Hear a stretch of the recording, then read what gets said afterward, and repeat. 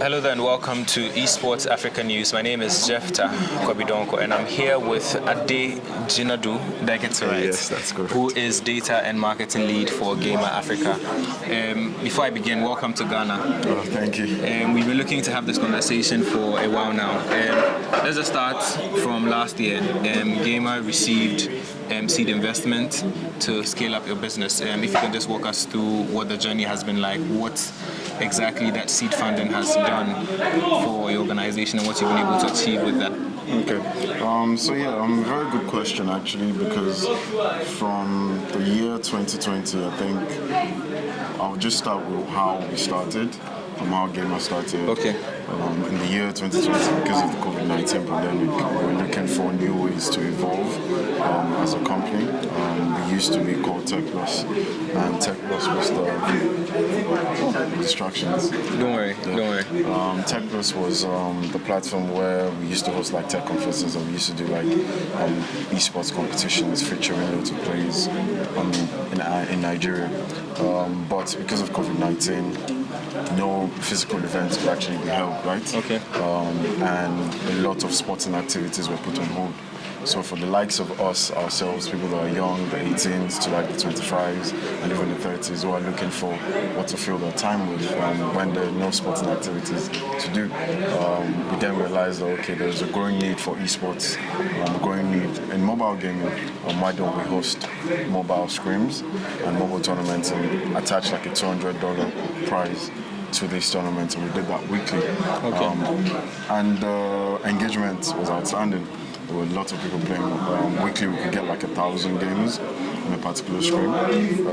So that kind of like sparked a light bulb in the founding team's mind that, okay, there's a market for this game. That led us to look towards what exactly the gaming community in Nigeria and Africa as a whole might need, which was the catalyst for the inception of GAMR, basically. Okay, all right. And I mean, this sets precedence for my next question, because although this would come at a later time, I just want you to highlight some of the events that you have organized as GAMR Africa or GAMR Africa, right? Okay, yes. And the kind of impact you have made. Okay. So we, by understanding what it is the community needs, we decided to host particular games first before venturing out to more discrete games that might not necessarily have a lot of engagement. So we started with the Gamers Challengers Cup, which is a mobile gaming tournament for Call of Duty and PUBG, focused on just those two first shooter person games. Okay. Looking at trying to get as many people who are already playing these particular screens, which kind of was the catalyst for our brand. Okay.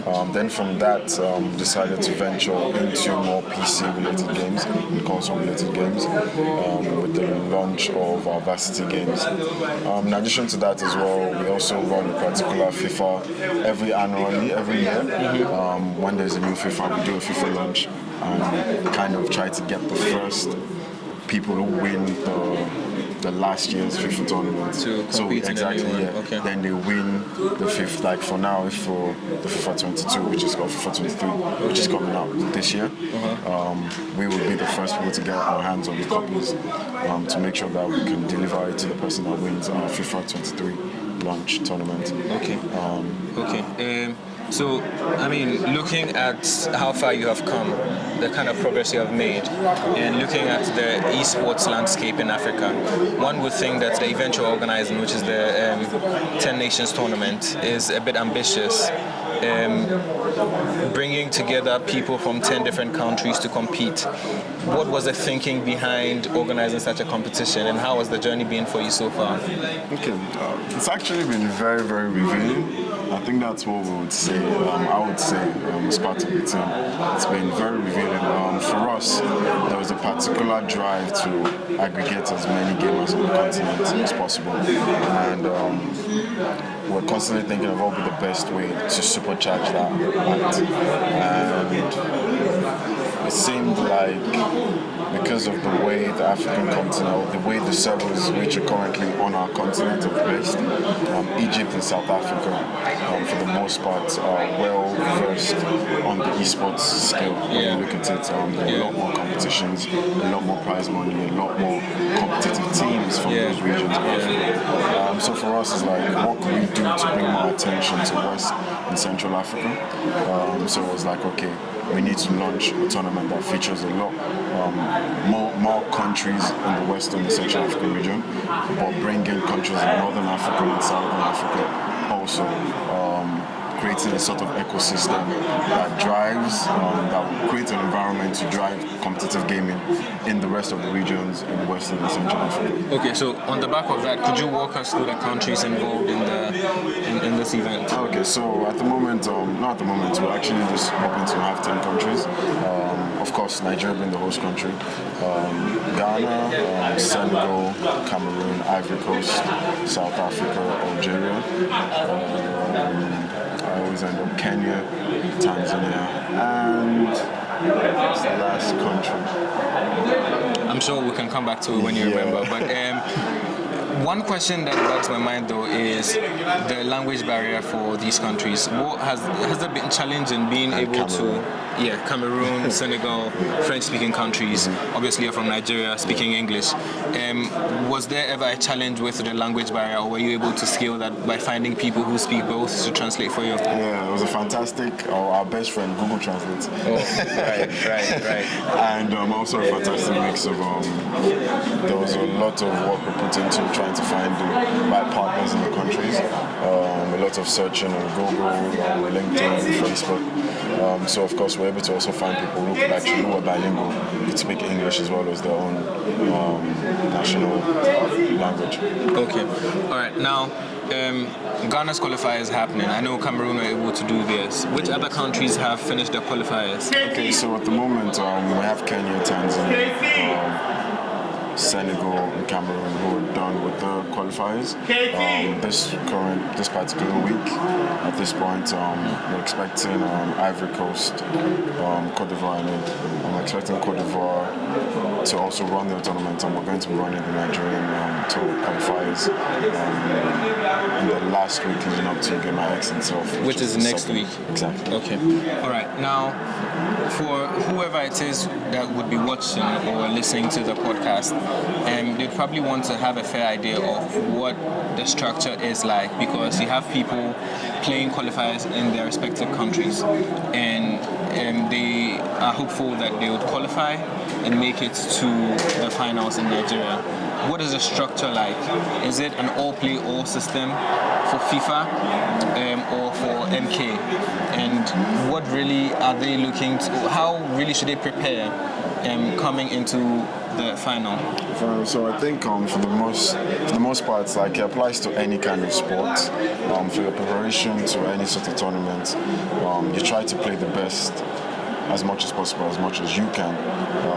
So try to play the best people in your area, in your community, amongst your friends, if you actually want to compete for any GAMR tournament or any X tournaments, because it's literally the best of the best. Okay. I pride myself in saying I can play FIFA, but I definitely don't want to play any of the guys who are participating. Because I mean, there was one kid, and we'll be speaking to him later, but just going over the question again, what's the tournament structure like for those who are going to be competing in the final? Is it going to be balloting? Is it going to be, are you going to have a group stage first, or is just a straight final? Okay, so for the qualifiers in itself, it's I think, as you were saying, depending on the size, we run either through a straight knockout, play home and away, or we do a particular group stage. But leading up to the finals in itself, each of the players for the FIFA tournament, in particular, we each play against each other in the group stage. So, whoever amasses the most points progressing to the finals. For Mortal Kombat, of course, we know how that works, so straight knockouts. And for PUBG and Call of Duty Mobile, which are the other games which will be featuring for GAMR X, it's whoever has the most kills as usual. So I'm particularly interested in Call of Duty Mobile because that's your that's my field. Is it going to be like a competition over a server, or you're just going to put them in similar fighting situations, or say? I'm sure you get it, but I'm just trying to understand what the format is like for Call of Duty Mobile. Okay, so it's pretty much the same structure. We set up a room. So it's just going to be particular teams that compete against each other. Okay. So it will be a team against another team. Okay. And you progress in that format, similar to the way we've been running our GCC. Okay, GGC. GCC. Yeah. So. Challengers Cup. Yeah. Okay. All right. So, for those who qualify, I'm sure they have to come as a team, or they can come as individuals. Okay, so fortunately for the PUBG and Call of Duty Mobile tournaments, the reason why we're happy to even do that is because it's mobile. And like the tournaments we've currently been running, the GAMR Challengers Cup, which involves people playing Call of Duty Mobile or PUBG. They've been playing that from where they're currently sat. They didn't have to come to Lagos, Nigeria. So we're also adopting that particular same strategy for GAMR Excellence. Is there a reason why you want to transport all the finalists to Nigeria? So it's also about pushing about the growth and accelerating the interest in esports in Africa. Allocating a certain level of pride and prize and kind of star spotlight to the act of gaming. And in that sense, we believe create more interest from not necessarily just the gamers themselves, but from also the brands who would see it as an opportunity that, okay, youths are actually interested in gaming. A lot of eyes are interested in gaming. The same way as you would look at football or basketball, it's the same way you can see that, okay, yeah, there are people who are actually talented to this, and this is actually a sport. Right. Let's talk about prizes, since you have already mentioned it. For the winner of the FIFA competition, what should they expect as their final prize? Okay, so we've broken down the 15,000 across each of the titles. Of course, there's the first, second, and third prize. For the FIFA tournament, it's 5,000 across, $5,000 across. All three winners? Yes. Okay. And that cuts across each of the game titles because there are 5 game titles. Okay. So 5,000 gets us each game title. Okay. All right. Finally, walk us through what funding has been like, because this must take a fortune to organize and put together, having to travel between countries. I'm sure you were in Kenya for the qualifiers, as well as Cameroon and Senegal. What has funding been like, and how has expenses been like on your organization? Have you received sponsorship? Is this coming from the seed investment you received last year? What has it been like? I'm sure my team members and my CEO will be excited to see what I'm going to say to this. She would like to know how I'm going to respond to this question. So I mean, it's been an interesting search to get people who believe in esports at first.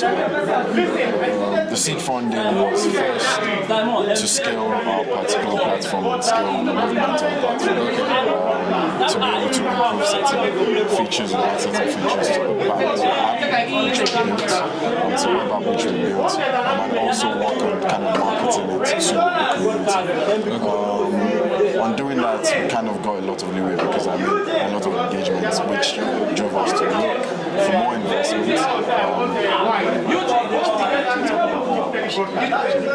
But which drove us to search for more investment. But in that same vein, currently on the platform in itself, we have gamers from across 13 African countries on the platform. And we're looking for ways in which, actually a lot of gamers, how can we actually scale, make this big time, and get as many more people as possible on the platform.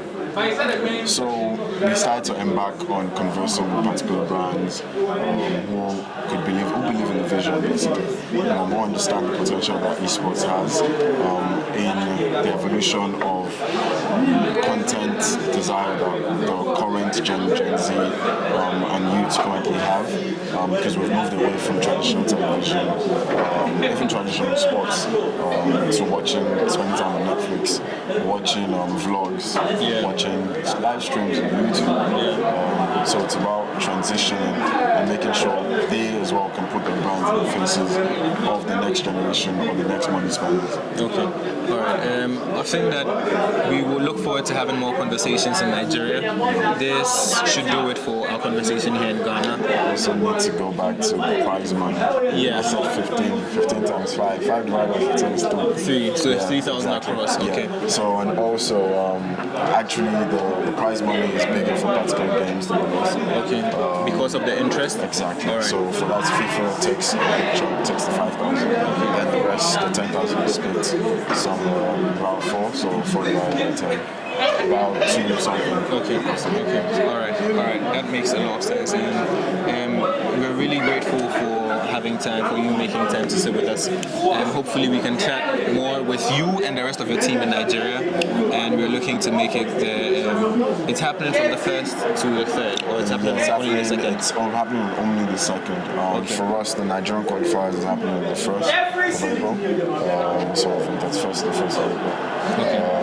The actual finals themselves is going to be on the 2nd. Okay. All right. So I've been sitting with Ade Jinadu.